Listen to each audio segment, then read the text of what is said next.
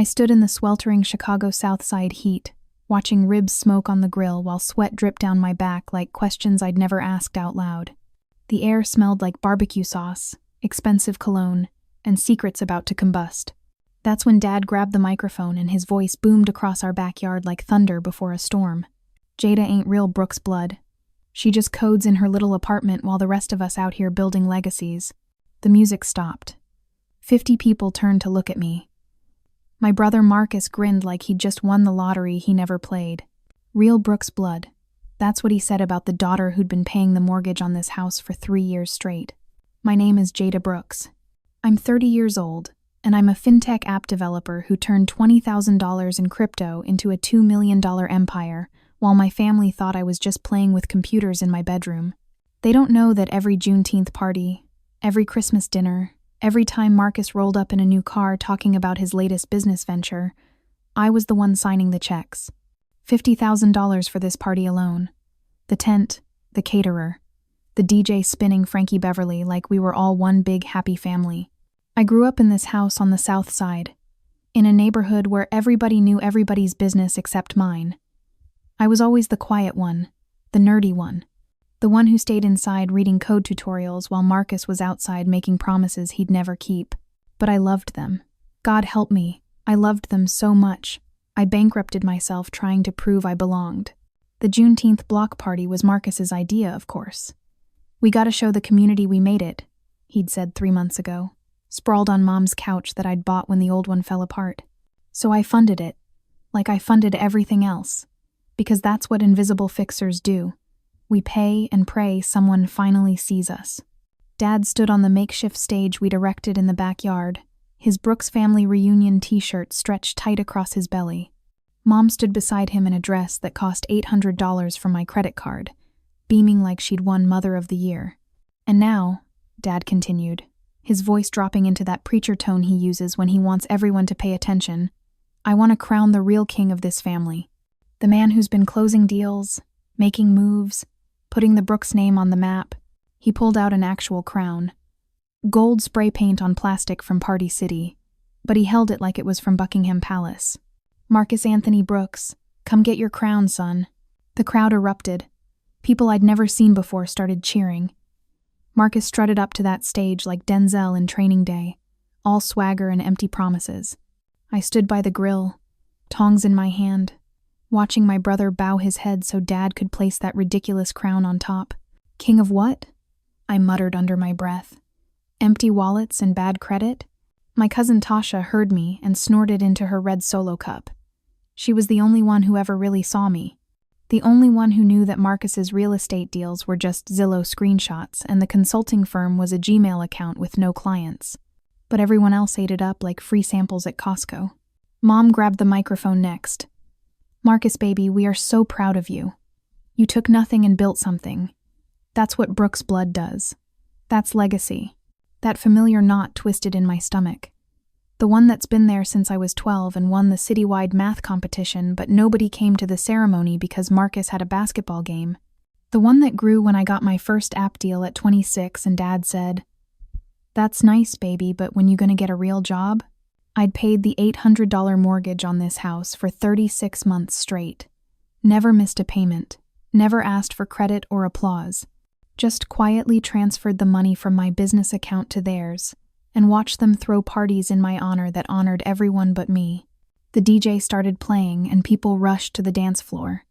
I turned back to the grill, flipping ribs that nobody would thank me for. That's when Dad appeared beside me, crown royal in his hand. That look on his face I'd learned to read like code. "Jada, you need to smile more," he said, gesturing toward the party with his cup. "This is a celebration. Stop looking so stuck up." "I'm fine, Dad." "You know your problem?" He leaned in, whiskey on his breath mixing with smoke from the grill. "You think you better than everybody 'cause you went to college and got your little apps. But you ain't family, not really. Family shows up. Family supports each other. You just sit in your apartment judging us." Something inside me cracked like ice in July. Not family. The daughter who paid for the tent we were standing under wasn't family. The woman who bought Mom's dress, Dad's watch, Marcus's car payment wasn't family. I pulled out my phone with shaking hands and opened my banking app, 3 taps. That's all it took. Freeze all automatic payments. Cancel all linked accounts. Revoke all authorized users. Done. Jada, you listening to me? Dad was still talking, but his voice sounded like it was coming from underwater. I looked up at him and smiled. Really smiled for the first time all day. Yeah, Dad, I heard you. I'm not family. That's when the lights went out. The music cut mid-song. The DJ's equipment powered down with a sad electronic whine. 50 people stopped dancing and looked around confused. Then I heard the caterer's voice rising above the confusion, sharp and angry. Excuse me, Mr. Brooks. Your card just declined for $5,000. I need cash right now, or I'm packing up this food and leaving. Dad's face went from confused to panicked in about 3 seconds flat, and I just stood there by the grill, watching the smoke rise, knowing the real fire was just getting started. Because revenge, like good barbecue, is best served when everyone's watching. The power surge felt like lightning in my fingertips. One tap on my phone and suddenly the whole party plunged into chaos like a ship with a hole in the hull.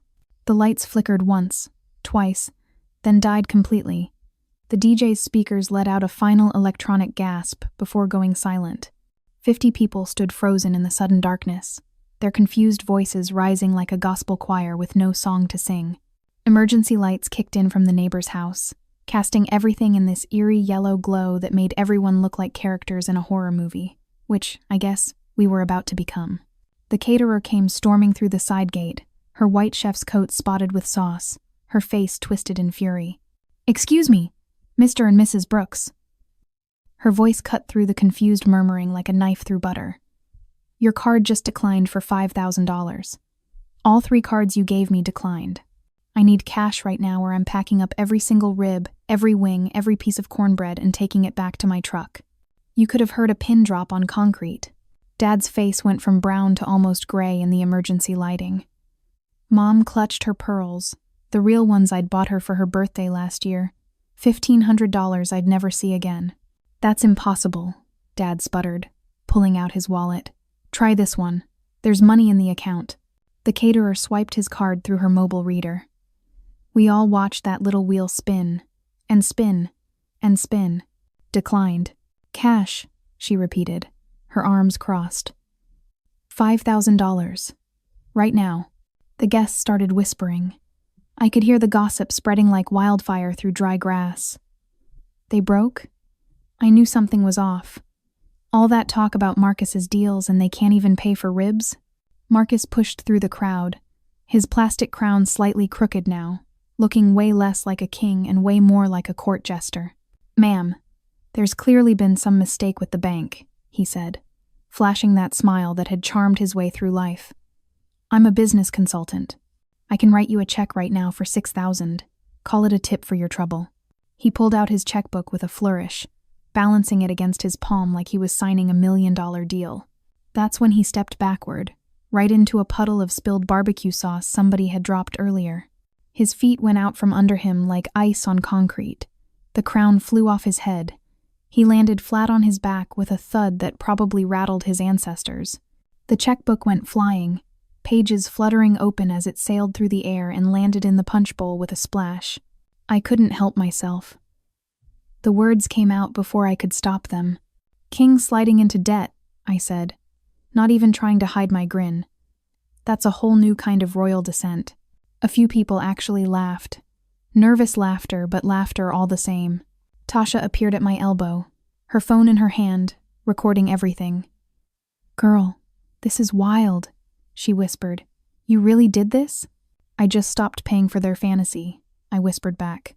Marcus scrambled to his feet, sauce staining his white linen pants, dignity shattered like dropped glass.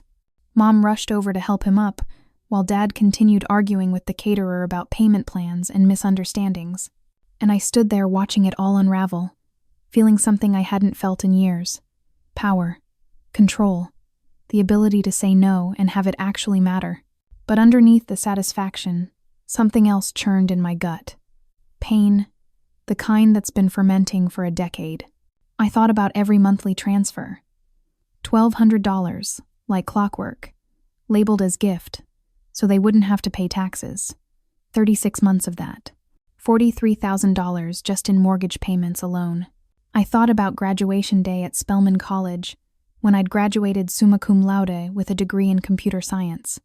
Mom and Dad showed up 2 hours late because they were helping Marcus move out of his third failed apartment. By the time they arrived, the ceremony was over. I stood alone in my cap and gown, diploma in hand, watching other families take photos and celebrate. "We're so proud of you, baby," Mom had said, distracted, checking her phone for messages from Marcus. "Now let's get some food. Your brother's starving." Marcus never graduated from anything. He'd flunked out of community college after 1 semester, but he was the one with the crown tonight, the legacy builder, the king. That old pain twisted in my chest like a knife I'd been carrying around so long I forgot it was there. That's when I saw Tasha moving toward the projector screen we'd set up for the party, the one we were supposed to use for showing old family videos and photos. She caught my eye and gave me the slightest nod. My shy cousin who'd been invisible almost as long as I had, my ally in the shadows. Her fingers flew across her laptop. Within seconds, the projector hummed to life, powered by its own battery backup. A document appeared on the screen. Bank statements, transfer records, all in Marcus's name. The crowd fell silent again, but this time it was different. This was the silence of people reading something they wished they weren't seeing. "What is that?" someone asked. Marcus's face went pale as fresh snow. "Jada, turn that off, right now." But I didn't turn it off. I walked closer so everyone could hear me clearly. "Those are records from Mount Zion Baptist Church's building fund," I said, my voice steady as stone. $20,000 that Marcus borrowed for his business consulting firm. The business that doesn't exist. The screen scrolled to show transfers. Church fund to Marcus's personal account. Marcus's personal account to bottle service at clubs, to designer clothes, to a down payment on a BMW he totaled 3 months later. He embezzled from the church, I continued. From the same church where Grandma sang in the choir for 40 years, where we got baptized, where they trusted him because his last name was Brooks. Gasps rippled through the crowd like wind through wheat. Someone's phone was up, live streaming. I could see the view count climbing in real time. 2,000, 5,000, 8,000 people watching the Brooks family fall apart in high definition. Pastor Williams was at this party. I watched his face go from confusion to recognition to a rage so pure it could have powered the entire South Side. "Marcus," the pastor's voice boomed. "Is this true?" Mom grabbed Marcus's arm. "Baby, tell them it's not true. Tell them Jada's lying." But Marcus just stood there, crown on the ground, sauce on his pants, caught in the light of his own crimes projected 20 feet tall for everyone to see. And the live stream kept climbing. 10,000 views, 15,000, 20,000. The invisible fixer had just become impossible to ignore. The live stream was already going, but I decided to take full control of the narrative. I pulled out my phone, opened my own social media, and went live to my 50,000 followers. "Welcome to Brooks Real Talk," I announced, my voice cutting through the chaos like a blade. "Y'all wanted to see how the other half lives? Let me show you how the invisible half pays." My heart was racing like bad code during a system crash. Every instinct told me to shut up, sit down, be the good, quiet girl who never made waves. But that girl had just been called not real family by the man whose mortgage she'd been paying. So I kept talking. That's when I noticed movement from the corner of my eye. Marcus's wife, Keisha, was speed-walking toward the side gate with a designer bag clutched to her chest.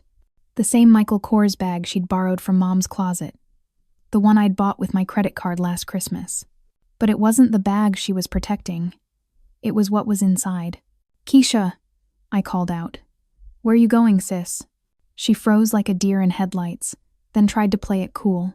"Just getting something from the car, girl. This party's too much right now." Tasha zoomed in with her phone camera. The live stream viewers could see everything. Keisha's nervous face, the bulging bag, the Uber app open on her phone screen. "Open the bag," someone in the crowd said. I think it was Uncle Jerome. "Mind your business," Keisha snapped, picking up speed toward the gate. That's when I did something I'd programmed into my fintech app months ago as a security feature: remote device lockdown. One tap and I could freeze any device linked to accounts I managed. I tapped the screen. Keisha's phone made a loud beeping sound, and the screen went black. She stopped walking and stared at it like it had just personally betrayed her. What the? She shook the phone, pressed buttons, nothing. My phone just died. No, I said calmly, walking toward her. I just locked it. Same way I locked all the credit cards. Same way I can lock a lot of things when people try to steal from me. The crowd pressed closer. This was better than any reality show they'd ever watched. Keisha's face went from brown to red. Steal? Girl, this is family jewelry. Family jewelry that I bought, I said. Every piece. Want me to pull up the receipts? Because I've got every single one saved in the cloud. She hugged the bag tighter. You're crazy. You're actually crazy, Jada. Open the bag, Keisha. No. Open it, or I'm calling the police right now and filing a theft report for $3,000 worth of jewelry purchased on my American Express card. Your choice. She looked at Marcus for help, but my brother was still trying to explain the church money situation to Pastor Williams, who looked ready to perform an exorcism. Keisha took one step back, then another. Then she turned and ran. Or tried to. She didn't see the cooler someone had left right by the gate. Her heel caught the edge and she went flying forward like a cartoon character. The bag flew out of her hands, hit the ground, and exploded open. Jewelry scattered everywhere. Diamond earrings, gold bracelets, pearl necklaces, all catching the light from people's phone cameras as they bounced and rolled across the concrete. It looked like someone had opened a piñata full of bling. Bling rain, anyone? I said, my voice deadpan as a stand-up comic. Better catch it before it ends up in the gutter. The crowd actually laughed. Real laughter this time, not nervous chuckles. People were starting to pick sides, and apparently I was the entertaining villain in this family drama. Guests scrambled to pick up the jewelry, handing pieces back to Mom, who looked like she wanted the earth to swallow her whole. Keisha lay on the ground, her designer dress torn, pride shattered, livestream viewers going absolutely wild in the comments. That's when Tasha's voice cut through the noise. Hold up, y'all. I got something else to show. The projector screen changed again. This time it was a home video. Old footage, grainy like it had been recorded on someone's ancient camcorder. I recognized it immediately. My stomach dropped. There I was at 15 years old, skinny and shy, standing on a stage at the Chicago Youth Technology Center. A banner behind me read, Citywide Coding Competition, First Place Winner. I watched my teenage self accept a trophy and a $500 prize check, grinning so wide my face looked like it might split in half. I'd worked on that project for 6 months, a program that helped elderly people navigate smartphones. The judges said it was the most innovative thing they'd seen from a high school student. The video kept playing. 15-year-old me came home, burst through the front door of this same house, trophy in hand. Mom, Dad, I won. I won first place. On the video, Mom looked up from her magazine. That's nice, baby. Put it on the shelf with your other stuff. Dad barely glanced over. Great, Jada. Hey, did you see your brother scored 20 points at his game today? 20 points. That's my boy. I watched myself deflate like a popped balloon, smile fading, trophy suddenly heavy in my hands. I set it on the shelf and walked away. On the video, Mom looked up from her magazine. That's nice, baby. Put it on the shelf with your other stuff.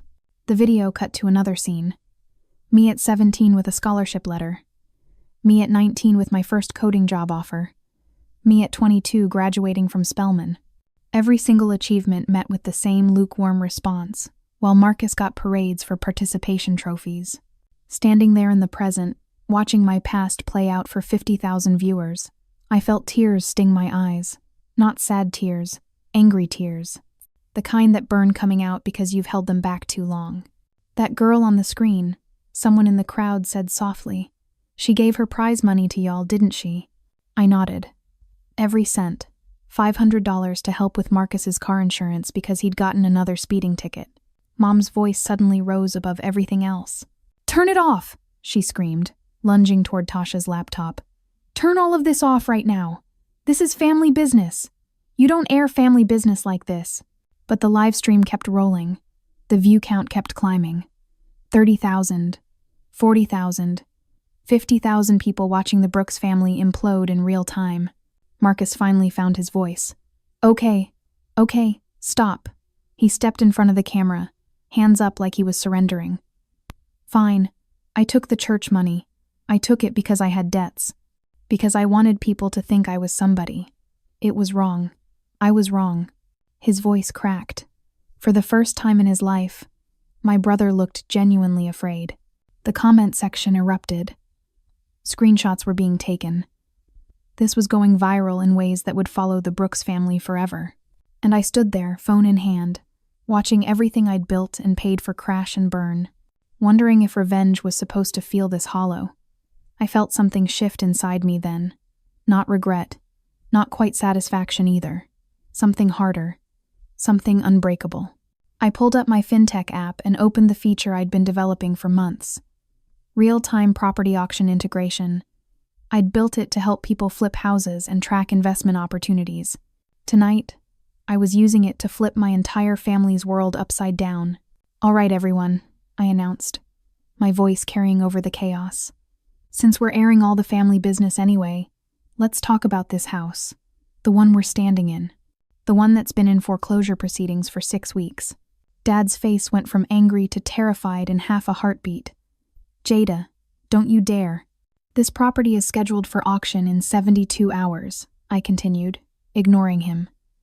Starting bid to clear the debt? $150,000. Bank wants their money, and the Brooks family can't pay. Mom let out a sound like a wounded animal. How do you know about the foreclosure? Because I'm the one who's been keeping you out of foreclosure for 3 years, Mom. Every time you missed a payment, I covered it. Every late notice, every threatening letter, I handled it. Until today. The livestream chat was moving so fast I couldn't read individual comments. Just a blur of shocked emojis in capital letters. The view count hit 75,000. Because I'm the one who's been keeping you out of foreclosure for 3 years, Mom. Every time you missed a payment, I covered it. Every late notice, every threatening letter, I handled it. Until today. The livestream chat was moving so fast I couldn't read individual comments. Just a blur of shocked emojis in capital letters. The view count hit 75,000. We love you. You love what I can do for you. My voice cracked like thunder. I paid $180,000 over the last 4 years keeping this family afloat. Mortgage, car payments, credit cards, medical bills. I paid for everything while you crowned Marcus king of nothing. The crowd was dead silent now, except for phones recording every word. Marcus stumbled forward, that desperate look on his face that usually preceded some scheme. He pulled out his phone with trembling hands. Jada, wait, I can fix this. I have assets, investments. He turned his phone screen toward the camera. See? My crypto wallet. I've been mining Bitcoin. This is worth millions. We can use this to save the house. I looked at his screen and almost felt sorry for him. Almost. Marcus, refresh that wallet. What? Refresh it. Show everyone the current value. He tapped the screen. We all watched the number change. From what looked like $2 million to zero in less than 3 seconds. What the Marcus's face went pale. No, this can't be right. That's a fake wallet generator, I explained calmly. You downloaded a scam app. You've been mining nothing. Those coins don't exist. They never did. Someone in the crowd laughed. Then another. Then the whole yard erupted in laughter that had more cruelty in it than humor. Zero vibes, bro, I said, my voice flat. That's what you've been building this whole time. Zero. Marcus sank to his knees, phone still in his hand, staring at that empty wallet like it held the secrets of the universe instead of nothing at all. But I wasn't done. My mind flashed back to 18 months ago. My app launch. The one that turned my small fintech tool into a $2 million business overnight. I'd invited my family to the celebration at a nice restaurant downtown. I'd waited at that table for 2 hours. Champagne going flat. Appetizers getting cold. The venture capitalists and tech reporters asking where my family was. Their pitying looks making my skin crawl. Finally got a text from Mom. Sorry, baby. Marcus got a big meeting about a deal. We're supporting him. So proud of him. Rain check? There was no meeting. I found out later they were at Topgolf, posting Instagram stories of Marcus pretending to close business deals while actually just drinking and taking selfies. I'd achieved my biggest financial win completely alone, while they celebrated his latest lie 20 minutes away. That's when I stopped hoping they'd see me. That's when I started planning. Standing in the chaos of the ruined block party, I opened my auction app. The house listing was already live, uploaded by the bank this morning. I'd been monitoring it for weeks. I placed a bid. Anonymous, routed through my LLC. $200,000. Enough to clear the debt and buy the property outright.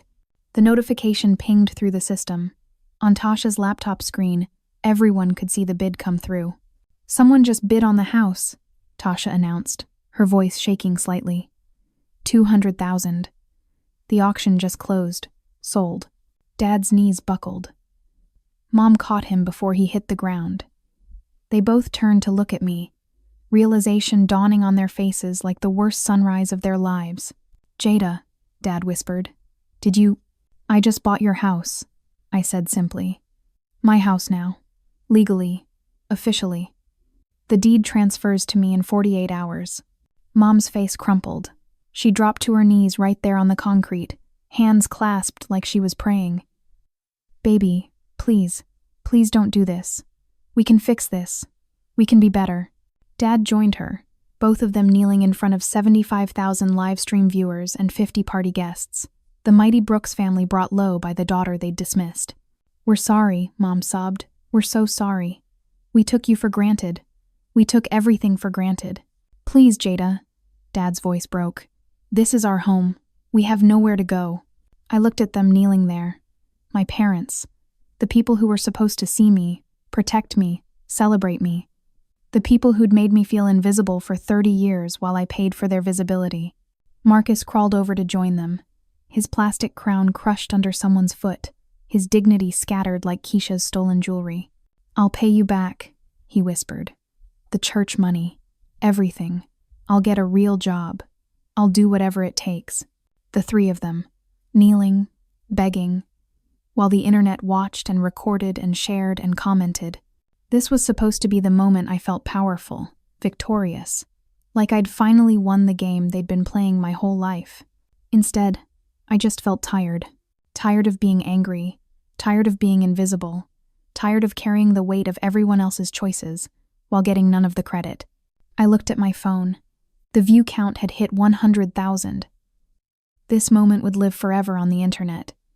The Brooks family brought down by the nerd daughter they'd overlooked. My finger hovered over the screen. End stream. Delete everything. Walk away and let them sink. Or do something nobody expected. Including me.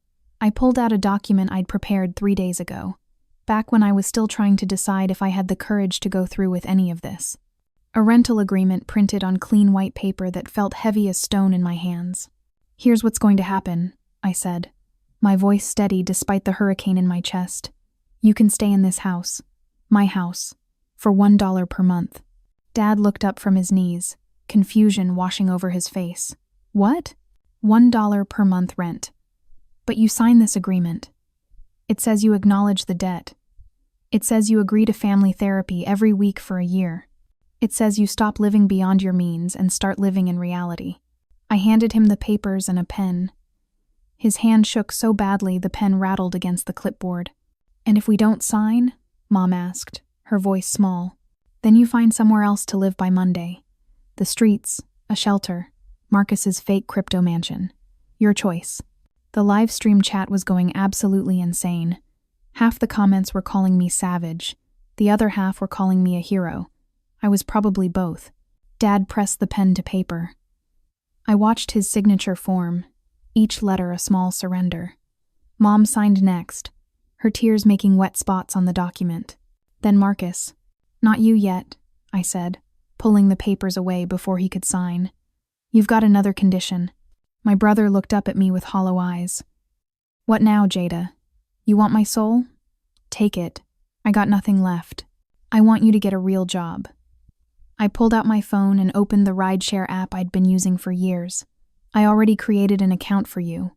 Background check came back clean somehow. You start driving tonight." "Driving?" Marcus's face twisted. "You want me to be somebody's Uber driver?"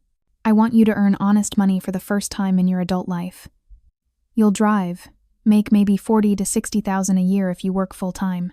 You'll pay back the church 20,000 plus interest. You'll contribute to this household. Or you can refuse and I'll send all those embezzlement documents to the police instead of just the pastor. The crowd had gotten quieter now, everyone leaning in to catch every word of this family implosion. Fine, Marcus spat. Fine. I'll drive strangers around Chicago. Happy now? Not about the job, I said. Happy that you're finally facing consequences. He snatched my phone and opened the driver app. Within minutes, his first ride request came through. A pickup 3 blocks away. 5 passengers. Headed to Navy Pier. Marcus accepted the ride out of pure spite, I think, trying to prove he could do this, that it wasn't beneath him. He pulled up his own phone to check the passenger details and his face went completely white. What's wrong? Keisha asked. It's a kid's birthday party, he muttered. 5 children. Going to Navy Pier. In my car. Someone in the crowd started laughing, then another. Then the whole yard erupted. From King of the Cookout to Uber Eats, someone shouted. I couldn't help it. A laugh bubbled up from my chest, cutting through the pain like light through storm clouds. Not Uber Eats, I corrected, grinning despite everything. Just regular Uber, though honestly, delivering food might be less messy than 5 kids hopped up on birthday cake. Marcus looked at me with something between fury and defeat. But he stood up, brushed off his sauce-stained pants, and headed for his car. The same car whose payments I'd covered for 18 months. Watching him go, I felt a memory surface like something drowning, finally reaching air. 3 years ago, Marcus had gotten into some gambling trouble. Bad trouble. The kind that comes with threatening phone calls and strange men showing up at family dinners. He'd lost $10,000 playing poker with people who didn't accept IOUs. He came to me at midnight, desperate and terrified, begging for help. Jada, please, I'll pay you back. I swear on Grandma's grave. Just this once. I'd given him the money. $10,000 that was supposed to be seed funding for expanding my app. Money I'd made from careful crypto investments and freelance coding work that kept me up until 3 a.m. most nights. He never paid back a single dollar. Never even mentioned it again. Standing here now, watching him drive off to his first honest shift, I felt that betrayal fresh as an open wound. All the times I'd bailed him out, covered for him, protected him from his own stupidity. There's one more thing, I said, turning to face the cameras again. The livestream was at 1.2 million views now. This was bigger than anything I'd ever posted. I pulled up another document on my phone. Marcus needs to sign a confession. Written admission of the church embezzlement with full details. He pays it back over the next 3 years, or I turn this over to the district attorney. Pastor Williams stepped forward. I want him to sign it. The church deserves justice. He'll sign, I said. And he'll work those night shifts until every penny is back where it belongs. Mom was still on her knees, mascara running down her face like war paint. Jada, baby, when did you become so cold? I'm not cold, Mom. I'm just done being warm for people who only wanted me when I was burning myself up to keep them comfortable. Dad stood slowly, the rental agreement clutched in his hand like a lifeline. We'll do better. We'll go to therapy. We'll make this right. You'll try, I corrected. That's all I'm asking. Try to see me. Try to value me. Try to be the family I needed instead of the family that needed me. The confession document came through on Marcus's phone 20 minutes later. Signed electronically from the parking lot of Navy Pier, while 5 kids probably destroyed his back seat with fruit punch and cake frosting. The live stream kept rolling. People shared it. News outlets picked it up. By morning, the Brooks family Juneteenth meltdown was trending on every platform. 1 million views became 5 million, then 10 million. Comments poured in from people sharing their own stories of being the family bank, the invisible fixer, the one who gave everything and got nothing. I read one comment that made me stop scrolling. This hurts to watch, but we needed to see it. How many of us are Jada? How many of us are paying for everyone else's fantasy? 1 million views became 5 million, then 10 million. Comments poured in from people sharing their own stories of being the family bank, the invisible fixer, the one who gave everything and got nothing. And that's when I knew what came next wasn't just about my family anymore. The comment section started shifting around hour 3 of the live stream. What began as chaos and shock started transforming into something else entirely. Real apologies. Not from my family at first, but from strangers who saw themselves in this story. I've been the Jada in my family for 10 years. Thank you for showing me I'm not alone. My sister took $40,000 from me, and I never said anything because family. This gave me courage. Watching this from my car because I can't afford rent after bailing out my brother again. Time to stop. I felt something shift in the air. Like a weight I'd been carrying alone suddenly had 1,000 hands helping to hold it. Mom stood up from the concrete, her knees probably bruised, her pride definitely shattered. She walked toward me slowly, like approaching a wild animal that might bolt. Jada. Her voice cracked. Baby, we were wrong. So wrong. You weren't just family. You were the backbone, the foundation. Everything good we had came from you, and we treated you like you were nothing. Tears streamed down her face, cutting through her makeup, making her look older and more human than I'd ever seen her. I don't know how to make this right, she continued. I don't know if I even can, but I need you to know that I see you now. Finally. And I'm ashamed it took all this for me to open my eyes. My phone buzzed. A DM notification. From Keisha. I opened it, half expecting another excuse or deflection. Instead, I found a PDF attachment. Divorce papers. Filed this morning. She was leaving Marcus. The message read, I married him thinking he was something he wasn't. You tried to warn me 3 years ago. I should have listened. I'm sorry for everything, especially trying to steal from you tonight. I'm heading to my sister's in Atlanta. Tell Marcus he can keep the nothing he's built. I showed the screen to Mom. She closed her eyes like she'd been hit. Keisha's leaving him, I said quietly. Can't say I blame her. Dad had been silent through most of this, but now he picked up his phone. Let me try that financial app you built, the one that made you millions. If I'm gonna learn anything from this mess, might as well start with understanding what my daughter actually does. He downloaded my app with fumbling fingers, squinting at the screen like it was written in ancient hieroglyphics, entered his email, created a password, hit submit. The phone immediately froze, then crashed completely. The screen went black and wouldn't restart no matter how many buttons he pressed.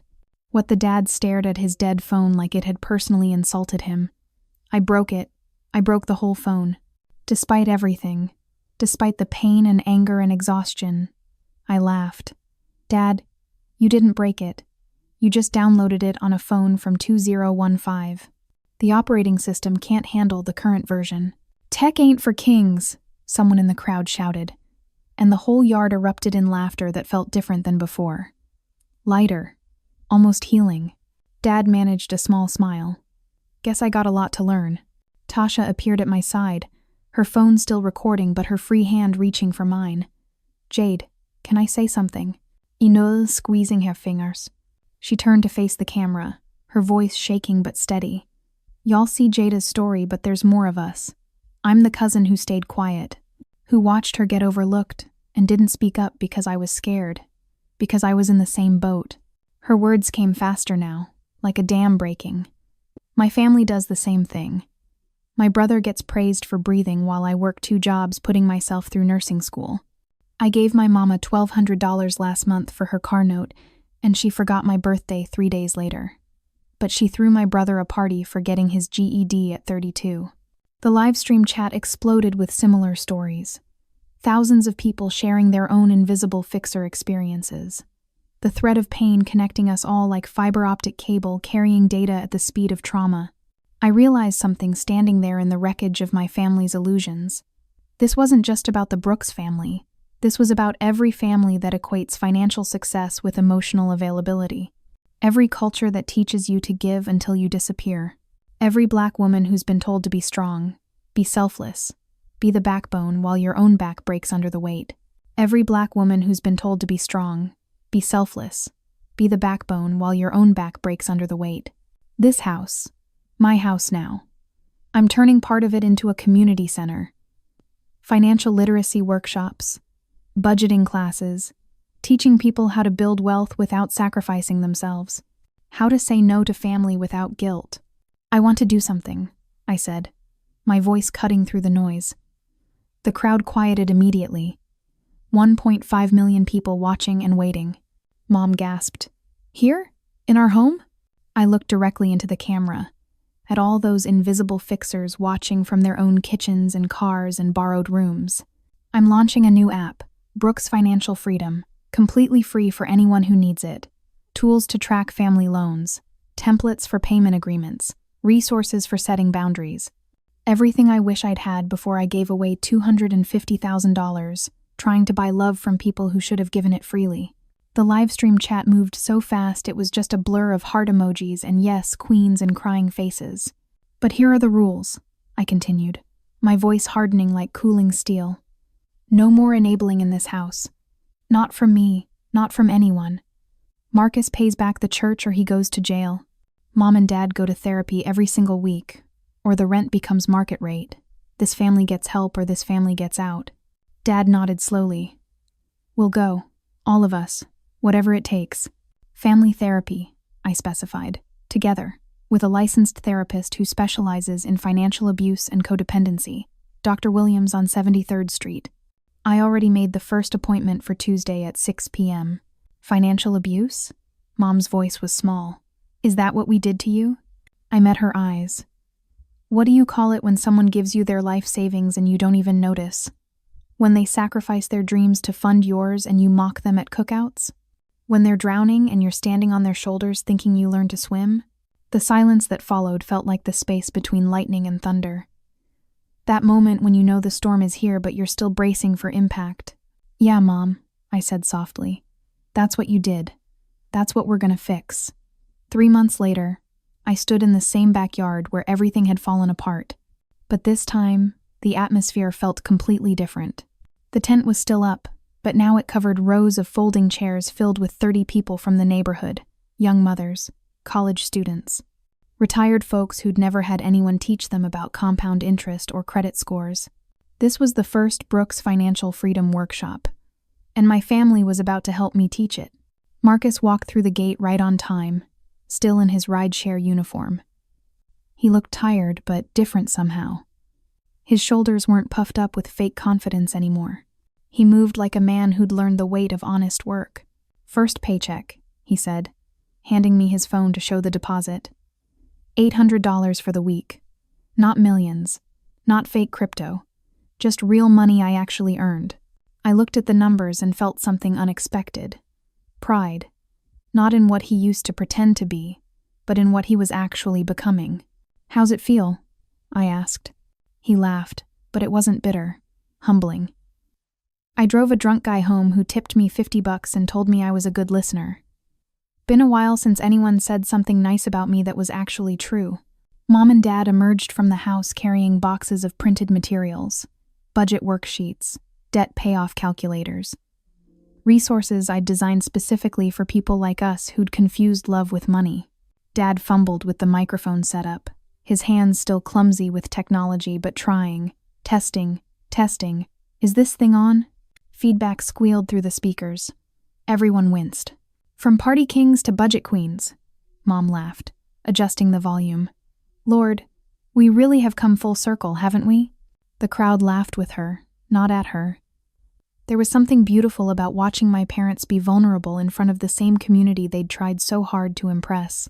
From party kings to budget queens, Mom laughed, adjusting the volume. Lord, we really have come full circle, haven't we? I clicked to the first slide of my presentation.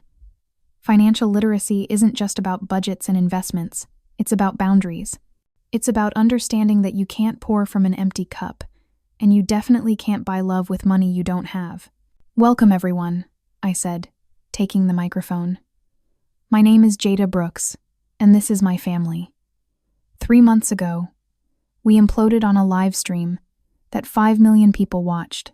Today, we're here to make sure nobody else has to blow up their family to learn what we learned the hard way. For the next hour, we taught. I handled the technical stuff, explaining apps and tools and strategies. Mom talked about the shame of foreclosure and how hiding from debt only makes it worse. Dad shared how pride had kept him from admitting he needed help until it was almost too late. The room was silent except for a few sniffles. Real stories hit different than lecture slides. After the workshop ended, people came up one by one. A young woman who'd been enabling her boyfriend's shopping addiction. An older man who'd remortgaged his house to fund his son's failing business. A teenager who'd been using student loan money to keep her family afloat. All of us, invisible fixers learning to see ourselves. Tasha appeared at my side with a package wrapped in brown paper. "I made you something." I unwrapped it carefully. Inside was a small wooden chair, handcrafted and beautiful, with a brass plate on the back that read, "Silent Investor Chair, for those who give without being seen." "It's for the workshops," Tasha explained, her voice thick with emotion. "Every year, someone who's been an invisible fixer gets to sit in this chair and share their story. Gets to be seen. Gets to matter."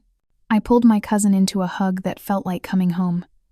"You were never silent to me. You're the one who showed those videos.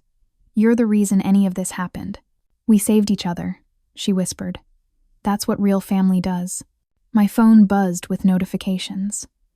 The Brooks Financial Freedom app had just hit 100,000 downloads. Messages poured in from every state, people sharing their stories, people thanking me for saying what they'd been too afraid to say.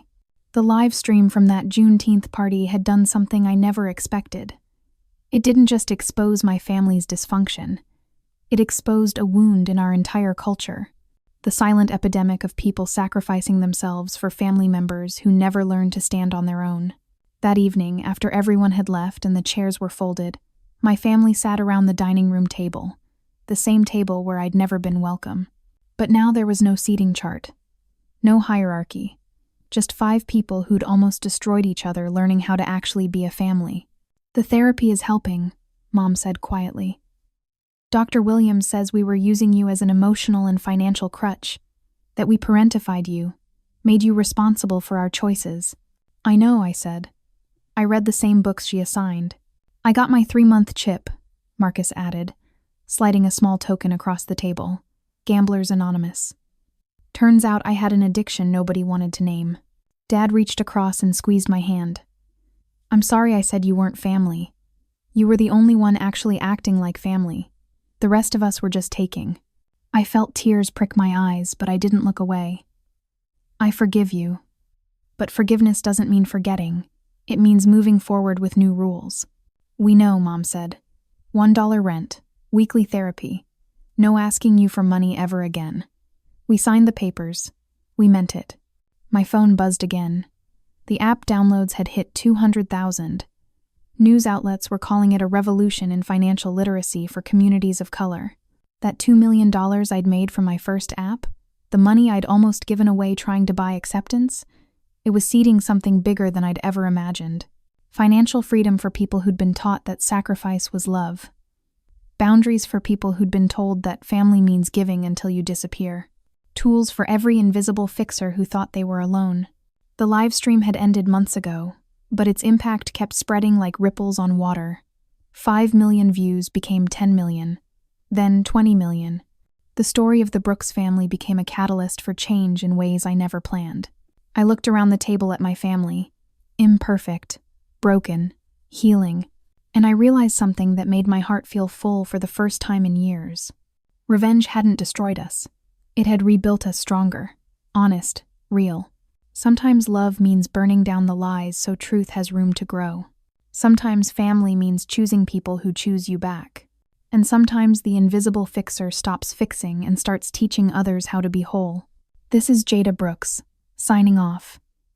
If you're out there being everyone's bank and nobody's priority, remember this. You are not a resource to be used. You are a person who deserves to be loved. Set your boundaries, launch your dreams, and let the people who only loved what you could give them learn to stand on their own. Your freedom is worth more than their comfort. Always.